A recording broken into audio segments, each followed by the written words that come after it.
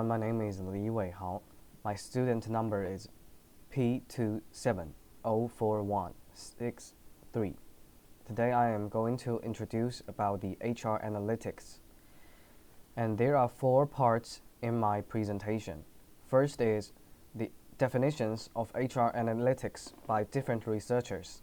And the second part is the use of HR analytics in modern society. The third part is I'm going to analyze the strengths and risks of HR analytics. At the end of this presentation, I'm gonna introduce my opinions on the future of HR analytics. Before I'm going to introduction, in modern society, the success of a business is made up of the employees' efforts. An organization that can attract competent employees and utilizes human resource efficiently can ensure long-term business success. And first, I'm going to talk about what we needed when doing HR analytics. The first part is the data. The data made up the whole HR analytics process. It included internal data, external data, financial data, and also employee passive data, organization specific information, and historical data. The first professor I'm going to introduce is Dr. Jack Fitzgerald. In his landmark book, The ROI of Human Capital, Dr. Jack Fitzgerald presented a system of robust metrics for quantifying the contributions of individual employees to a company's bottom line. In 2010, he wrote, "Human resource analytics play an essential role during the process. Analytics is a mental framework, a logical progression, first, and a set of statistical tools, second."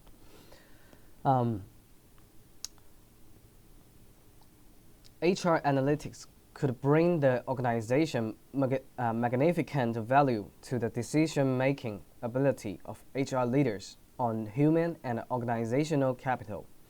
From the article of Dr. Fitzgerald, some managers make decisions based on their experience and their source of information, and a consultation is unreliable. Consequently, using HR analytics correctly become a needed part of the organization. Like Albert Einstein once said, "Everything that can be counted does not necessarily count, and everything that counts cannot necessarily be counted."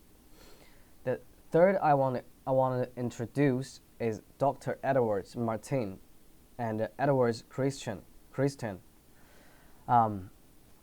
HR analytics is assumed to help HR managers to identify predictors of higher performance, productively increases staff retention, higher employee and team engagement. HR metrics and organizational people-related data are invaluable source of information to identify trends and patterns to make effective business decisions. But HR practitioners often lack the statistical and analytical know-how to harness this data's potential fully. The process of HR analytics is to attract, manage, and retain. In the beginning step, HR analytics can gather the information and offer the HR manager reliable data to select the most suitable employees, rank applicants by their likely job performance with a wide range of data points, conduct employees statistical service to better understand the issues that are most important to employees. Adjust and edit compensation and quota variables to find the compensations backpacks that have the best impact on the company's bottom line. Identify and explore data points and variables that would indicate the advancement potential of each employee. Incorporate productivity metrics, performance reviews, and manager evaluations into advancement decisions. From the perspective of Dr. Fizand and Edwards M.R. and Edwards K., it is clear that HR analytics plays a vital role in managing employees, unlocking their potential, attracting and retaining talent in an organization, and requires a sustained investment in maintaining HR analytics for long-term growth. In the second part, I'm going to introduce few tools, few systems in HR analytics. First of all is Oracle, a US brand, and adapted to the actual needs of the company, is highly flexible and suitable for rapidly growing and diversified multinational companies. And the second one is German brand named SAP, the world's leading provider of enterprise management software solutions. And the last two is to Chinese brand.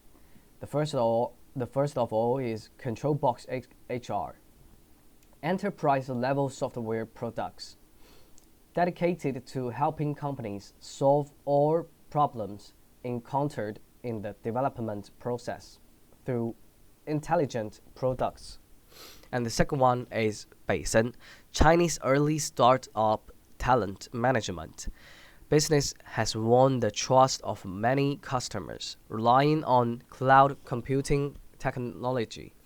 Enterprise software that was once difficult and cumbersome is starting to become flexible, fast, and simple to use. And first of all is Oracle. The advantage is high degree of flexibility and a low requirement of standardization of business management process. It's simple and easy to deploy, but and can be optimized according to business development needs.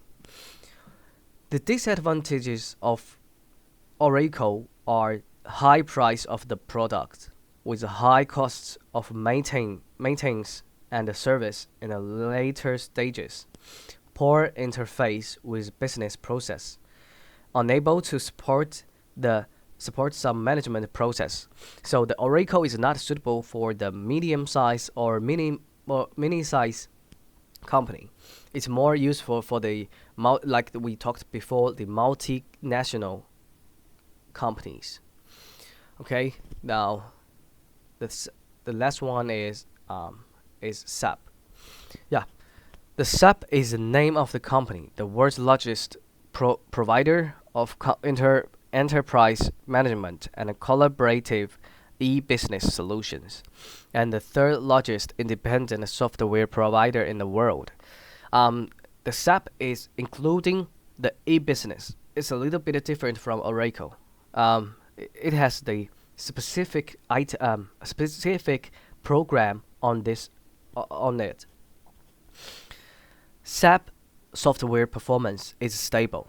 The relative requirements of enterprise process are also standardized, more suitable for large, major enterprises. The pros of SAP is high brand awareness, good reputation, and a strong company. Full range of functional modules, no limited to CRM alone. Completely product line. The disadvantages are it is a complex system resulting in inconvenient and complicated maintenance. And also, it's expensive. It's much expensive with higher price for implementation service and maintenance services. So, the first two systems already introduced are more suitable for the giants in the industry, and not for the medium size or regular size company. Let's moving on to the pros and cons of HR analytics. First of all, I want to talk about the pros. When we are using HR analytics, it's more accurate decision making. It can be had thanks to a data-driven approach, which reduces the need for organizations to rely on institution or guesswork in decision making. It's more clear for the leaders to make decisions. Strategies to improve to improve retention can be developed thanks to a deeper understanding of the reasons employees leave or stay with an organization. So when a company wanna move on or continue a program or not, or continue a strategy or not, the data will give the answer. Success, how much we can success, and how much we will lose. We're gonna lose, and also to the employees, whether we want to keep the employee, we can use data. Employee engagement can be improved by analyzing data about employee behavior, such as how they work with co-workers or customers, and determine how process and environment can be fine-tuned. Recruitment and hiring can be better tailored to the organization's actual skill set needs by analyzing and comparing the data of current employees and potential candidates. And that's one is trends and patterns in HR data can lend them itself to forecasting via predictive analytics, enabling organizations to be proactive in maintaining a productive workforce. When we are going to the disadvantages of using HR analytics, first of all, many HR departments lack the statistical and analytical skill set to work with large data sets. And the second, different management and reporting systems within the organization can make it difficult to aggregate and compare data. The third is access to quality data can be an issue for some organizations who do not have up-to-date systems. Organizations need access to good quality, analytical, and reporting software that can utilize the data collected. Monitoring and collecting a greater amount of data with new technologies, as well as basing predictions on data, can create ethical issues. Before I'm going to end the presentation, I also want to talk about the future of HR analytics. From the research of mine, I found that Tesco applied the analytics tools developed to understand its customers, to better understand its workforce, and how McDonald's was able to identify how staff demographics, management behaviors, and employee attitudes interacted to optimize restaurant performance. The key questions are how analytics be used to create, capture, leverage, and protect value from HR data, and how can existing essentially descriptive HR analytics programs involved to focus on measuring and modeling the strategic impact of human capital inputs. So creating better management decision tools.